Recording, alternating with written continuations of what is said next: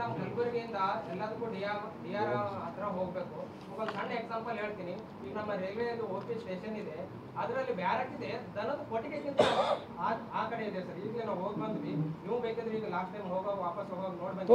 ಎಲ್ಲದಕ್ಕೂ ಡಿಆರ್ ಅವ್ರ ಗಮನಕ್ಕೆ ತಂದ್ರೆ, ಡಿಆರ್ ಗಮನಕ್ಕೆ ತಂದ್ರೆ ಅವ್ರು ಯಾಕೆ ರೆಸ್ಪಾನ್ಸ್ ಮಾಡಲ್ಲ ನಮ್ಮ ಭಾಗದ ನಮ್ಮ ಜಿಲ್ಲೆ? ಒಂದು ನಿಮಿಷ, वही क्या बोल रही बताया था ही आपका ऑफिस है ना, कौन सा ऑफिस क्या होता है? तो ओपी आउटपोस्ट बहुत खराब है करके बताता है।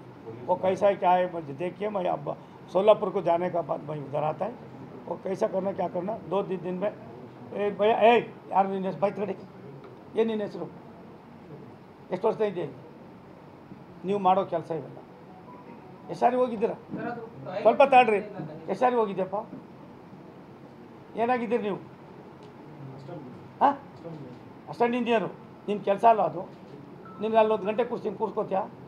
ನಮ್ಮ ಕನ್ನಡದವ್ರು ಎಲ್ಲಿದ್ದಾರೆ ಸರ್ ಇವ್ರಿಗೇನಾಗಿದೆ?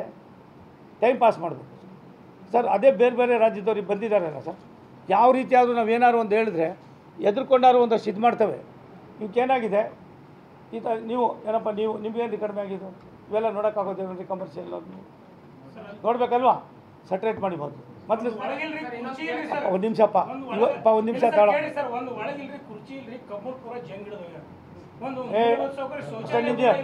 साहब आप देखिए, वो निमिष कौन है देखिए, उसका क्या तो भी नेग्लिजेंस हुआ तो उसको सीरियसली एक्शन ले ली, एक्शन ले ली.